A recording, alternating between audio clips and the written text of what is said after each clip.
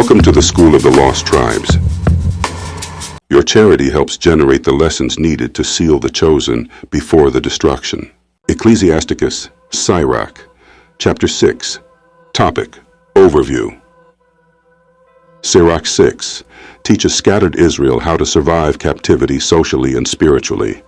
Guard your tongue, test friendships, value faithful companions, and submit to wisdom's discipline. In exile, Israelites are surrounded by enemies, fake allies, and unstable relationships. So Yahweh trains the remnant to build righteous bonds inside the covenant community. Then the chapter shifts to wisdom. She comes with fetters and chains, discipline. But those same restraints become defense and glory, preparing Israel for stability and future kingdom order under Yahweh Shai. Verse 1. Instead of a friend, become not an enemy, for thereby thou shalt inherit an ill name, shame, and reproach. Even so shall a sinner that hath a double tongue. Don't ruin relationships by betrayal and double speech. For Israel, unity matters for remnant survival. Division is a captivity weapon. A double tongue brings reproach and breaks the congregation that Yahweh is rebuilding. Verse 2. Extol not thyself in the counsel of thine own heart, that thy soul be not torn in pieces as a bull straying alone. Pride isolates you. For scattered Israel, self-will causes spiritual wandering like a bull alone, easy prey. Covenant life requires counsel, humility, and staying within righteous community order. Verse 3. Thou shalt eat up thy leaves, and lose thy fruit, and leave thyself as a dry tree. Pride and isolation lead to barrenness. For Israel, fruit is covenant blessing and generational strength.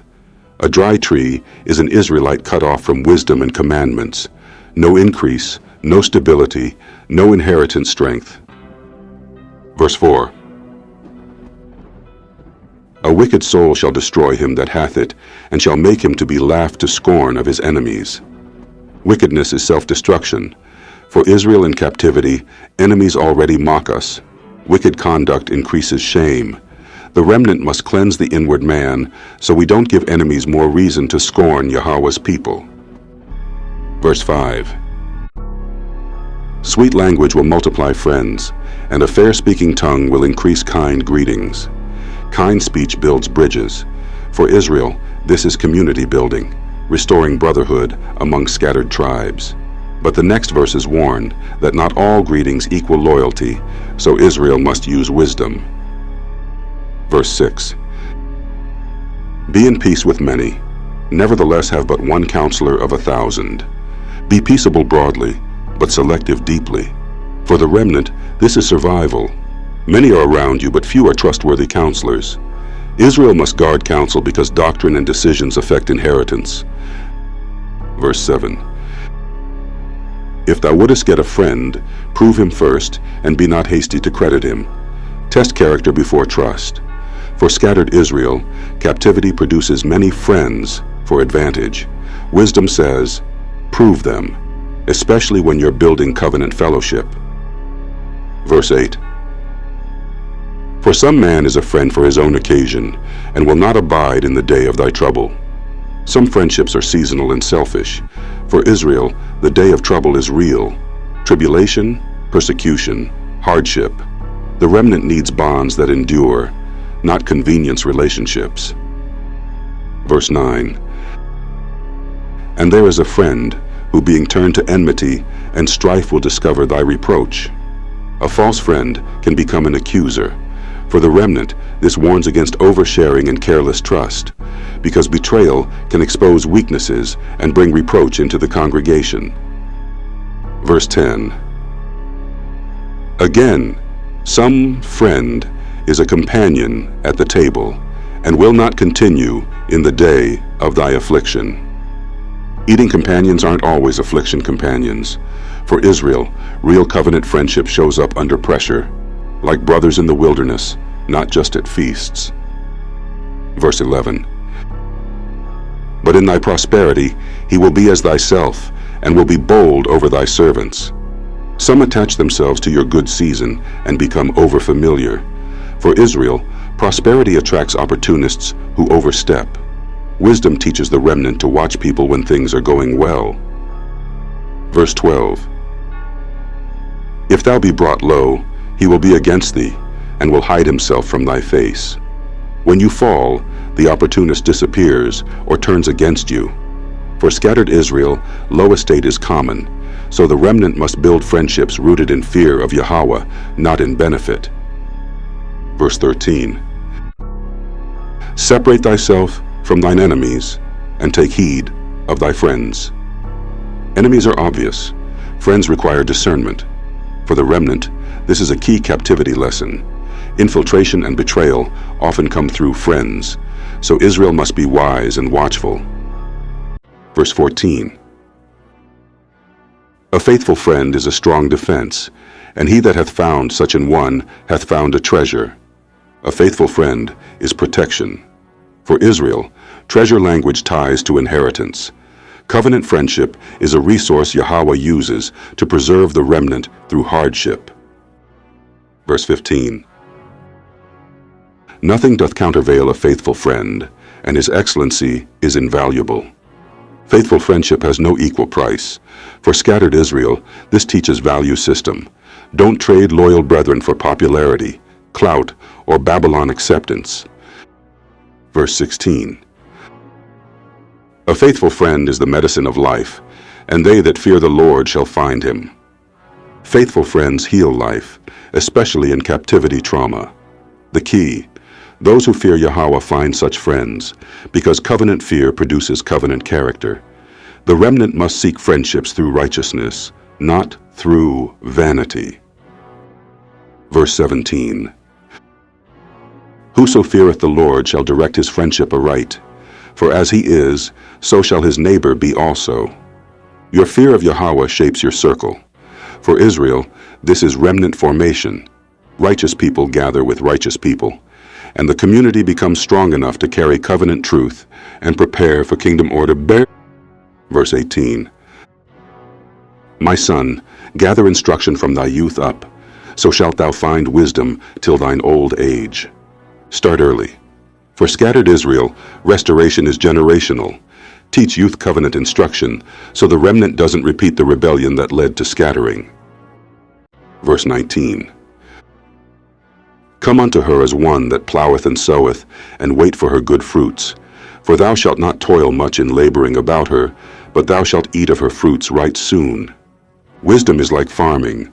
Work and patience bring fruit. For Israel, this is covenant planting. Obedience now produces stability soon, even in captivity, and prepares the remnant for bigger restoration later. Verse 20. She is very unpleasant to the unlearned. He that is without understanding will not remain with her. Wisdom feels unpleasant to the undisciplined because she demands change. For the remnant, this explains why many Israelites leave truth when it corrects their lifestyle. Lack of understanding makes them abandon wisdom. Verse 21. She will lie upon him as a mighty stone of trial, and he will cast her from him ere it be long. Wisdom becomes a heavy test. For Israel, covenant truth presses the flesh. Many throw it off to stay comfortable. The remnant must endure the weight, because that pressure is what refines us for inheritance. Verse 22. For wisdom is according to her name, and she is not manifest unto many. Not everyone will receive wisdom. For scattered Israel, this fits remnant doctrine. Yahweh opens understanding to those who are humble and obedient, while many remain blind under captivity, deception. Verse 23. Give ear, my son, receive my advice, and refuse not my counsel. This is a call to teachability. For Israel, the remnant must receive counsel, because covenant restoration requires correction, not stubbornness. Verse 24. And put thy feet into her fetters, and thy neck into her chain. Wisdom binds you, meaning discipline restricts your old ways. For the remnant, these fetters are not slavery. They are covenant boundaries that free Israel from sin and curse living. Verse 25. Bow down thy shoulder, and bear her, and be not grieved with her bonds. Don't complain about discipline. For scattered Israel, correction can feel heavy, but it is the path to freedom and stability, preparing us to live under Yahweh's righteous rule. Verse 26. Come unto her with thy whole heart, and keep her ways with all thy power. Wholehearted commitment is required. For Israel, half-stepping keeps you in captivity cycles. Wisdom demands full return, obedience from the heart. Verse 27. Search and seek, and she shall be made known unto thee. And when thou hast got hold of her, let her not go. Wisdom requires pursuit and retention. For the remnant, once Yahweh reveals truth, don't drop it for comfort, family pressure, or Babylon approval. Hold on to your covenant awakening. Verse 28.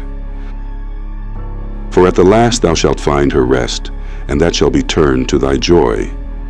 After discipline comes rest and joy. For Israel, this points to the end. Endurance now leads to peace later, ultimately kingdom peace under Yahweh Shai. Verse 29. Then shall her fetters be a strong defense for thee, and her chains a robe of glory. What once felt restrictive becomes protection and honor. For scattered Israel, commandments and discipline defend you from traps, and obedience becomes glory. Restore dignity for Yahweh's people. Verse 30. For there is a golden ornament upon her, and her bands are purple lace. Wisdom's bands are royal imagery, gold and purple. For Israel, this hints at our royal destiny. Israel is being trained now for future rulership, so wisdom's discipline fits a kingdom people. Verse 31. Thou shalt put her on as a robe of honor, and shalt put her about thee as a crown of joy. Wisdom becomes identity, robe, and crown. For the remnant, this is restoration talk. Captivity stripped Israel of honor, but wisdom restores it as we return to covenant life. Verse 32. My son, if thou wilt, thou shalt be taught, and if thou wilt apply thy mind, thou shalt be prudent. Willingness matters.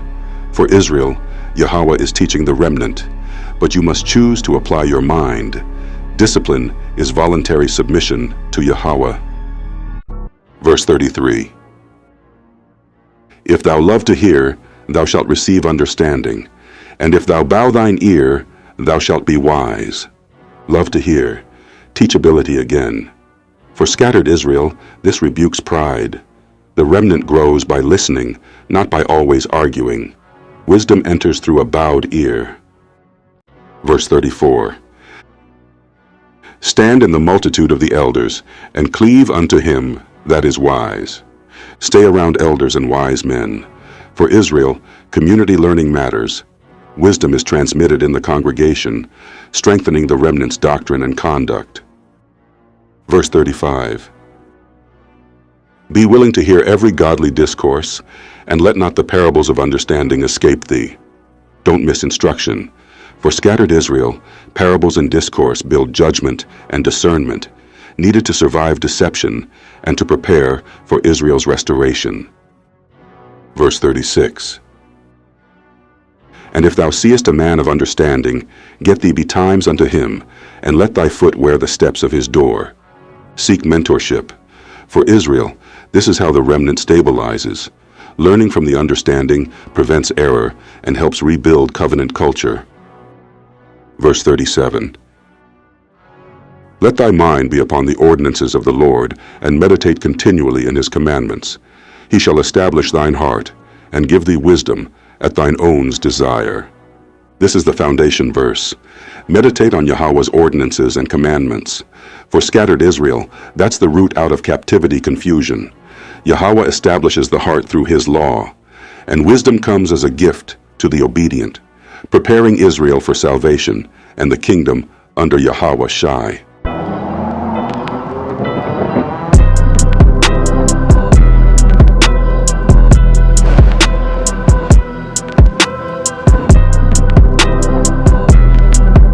Table of Contents. Introduction. Yahweh's exclusive covenant with Israel. The purpose of this book: no disparagement of non-Israelite races. The foundations used throughout this book. On the right foundation, Israel's covenant exclusivity, believing Yahweh Shai and the consequences of unbelief. The exclusive nature of Israel in the Old Testament. The exclusive nature of Israel in the New Testament. Part 2. Replacement Theology, examined. Dare we say the Church has replaced the 12 tribes of Israel, hope, the law, and Israel in the New Testament, the exclusivity of Israel in Ephesians, Philippians, and beyond, redemption and the many, the exclusive nature of Israel in the letters of James, Peter, John, and Jude, Israel in the book of Revelation, reactions and doctrinal challenges. Next steps in the book: common reactions to Israel's exclusivity, reactions to the exclusive doctrine of Israel expanded. Are there 2 or 3 witnesses for exclusive Israel? Separation, the world, and the gospel. Word meanings: understanding separation and the world. The world, cosmos, or oikoumeni. The 2 differing gospels, stumbling blocks to an exclusive Israel doctrine. Case studies: Israelites in dispersion. Peter's sheet vision, a closer examination. The Ethiopian eunuch, an Israelite in dispersion. The widow of Sarepta, an Israelite in dispersion. The Lord's Prayer, an exclusive Israelite perspective. Extra-scriptural doctrines exposed. The extra-scriptural doctrine of Judeans and Gentiles. Can strangers become Israelites? In thee shall all nations be blessed. That unfortunate word, Gentile. Yahweh Shai's ministry was not primarily to the Judeans or in Judea. Identity, history, and deception. Could the modern Judeans be Israel? Can the Judeans be identified? Josephus in his comments on the Judeans. Does Edom have any marks of identification today? Judeans who are non-Semitic. Historical commentary and records. What is their blasphemy? Anti-Semitism, a tool for deception, religious and political nonsense. Galatians, promise, and heirship. Galatians and Israel exclusivity. Interpreting Galatians in light of Israel exclusivity. Christos without Yesu, Messiah without Jesus. Can the promises to Abraham's seed be spiritualized? Who are the heirs according to the promise? In Christ versus in Jesus. Neither Judean nor Greek. Who are the Greeks? Israel in the entire New Testament. Sonship, adoption, and faith. Isaac, hearing faith and freeborn sons. In thee shall all nations be blessed. Revisited. The promise in thy seed in the New Testament. The biblical concept of adoption. The placement of a son. Analysis of the 5 adoption verses. Understanding the sons of Yahweh and the doctrine of adoption. Pilgrims, strangers, and Israel, New Testament strangers. Seed, rebirth, and sowing.